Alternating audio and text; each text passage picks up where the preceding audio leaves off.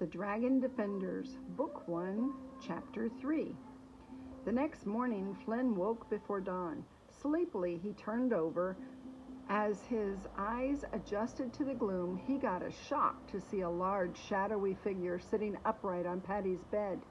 Flynn was frozen with fear. Whoever was on his brother's bed was larger than their father. The person had a strange, lumpy head and weirdly rounded shoulders. He sat as still as a stone, which made it all the more spooky. Suddenly, the shoulders of the silhouette began to shake, and Flynn heard a giggle he recognized as his brother's. Then the figure's head fell off and landed on the bed, making Paddy laugh out loud. "Paddy, what the heck?" said Flynn. His heart was still beating too fast to see the funny side, and he had a strong urge to yell at his brother.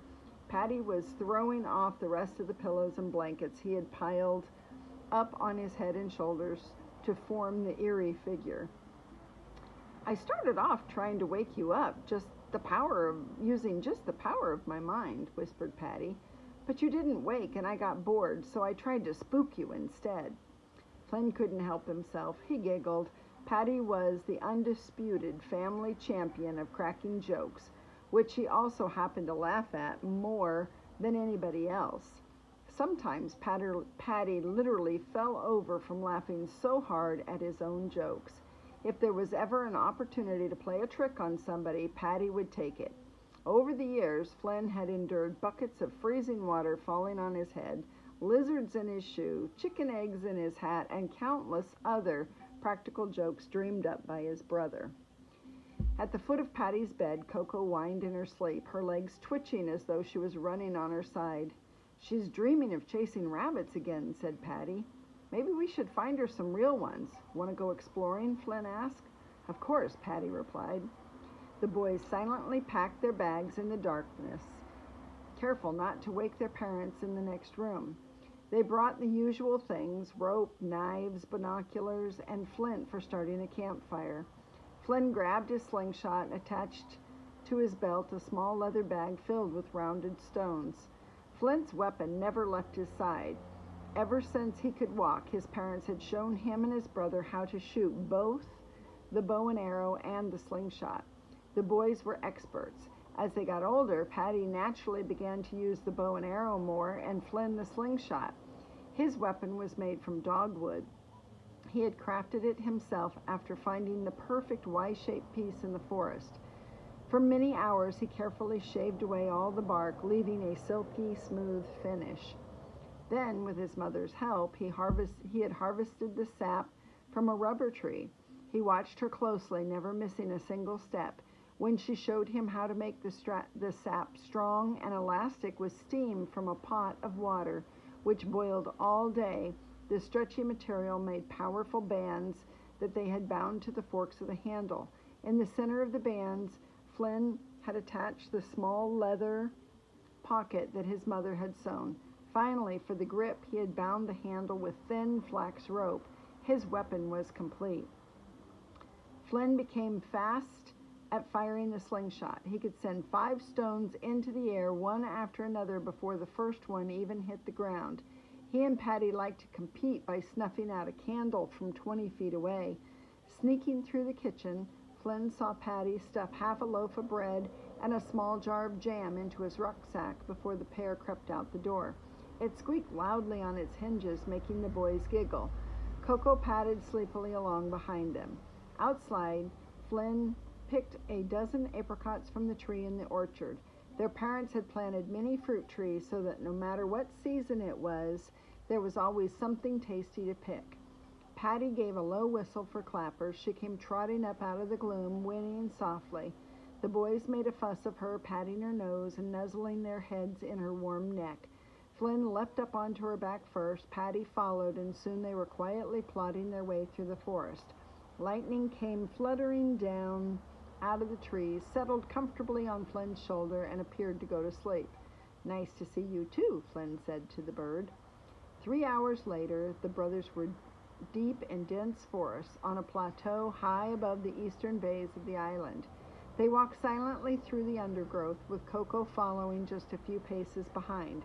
The dog was alert now and excitedly sniffing the breeze.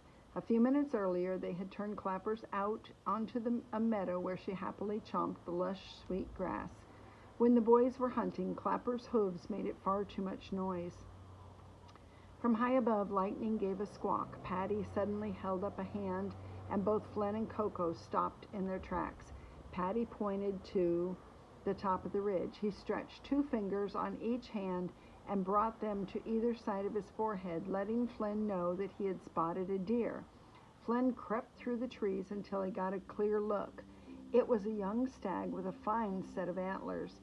The brothers, keeping low, quietly walked around in a broad semicircle until they were directly downwind from the deer, so that it couldn't trace their scent on the wind. Patty then pulled an arrow from his quiver and skillfully notched it on the string of his bow.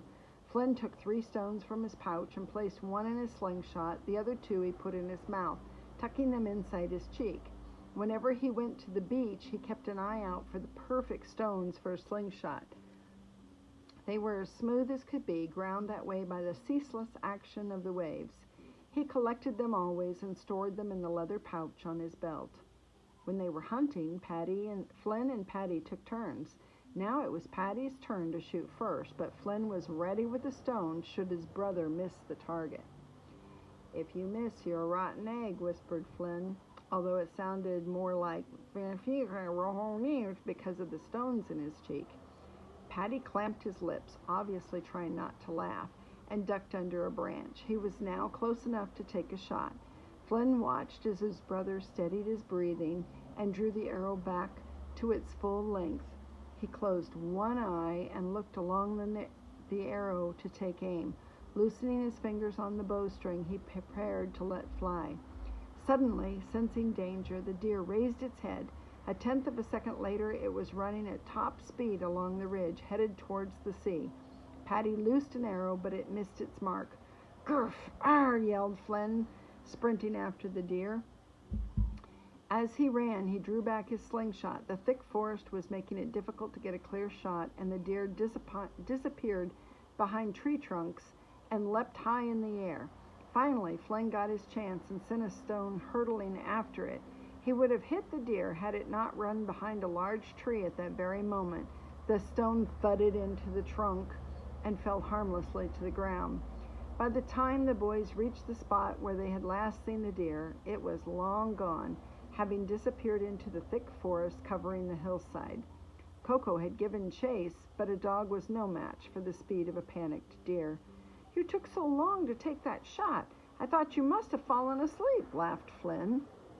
Patty responded by glaring at his brother. He was clearly annoyed that he had missed. Flen looked out to sea. It was a magical view. It was so clear he could see straight to the bottom.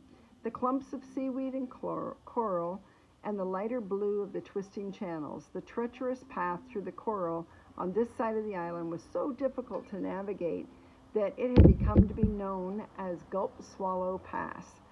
He looked further to the west, to the calm cove inside the reef, where the surface of the water was so still and clear it was like there was no sea at all. What he saw made his blood run cold. He tried to call out, but no sound would come. Instead, he simply pointed, his body rigid with fright. His mouth hung open. Finally, with great effort, he spoke. "Patty, look." Patty had just finished putting his arrows neatly back into his quiver, and he rushed over and stood by Flen's side. Together they looked out into the bay. There, anchored inside the reef, was a sleek black boat. It was large and low, built for high speeds. On the side of it was the image of a white dog, its mouth open, its sharp teeth bared in an ugly snarl.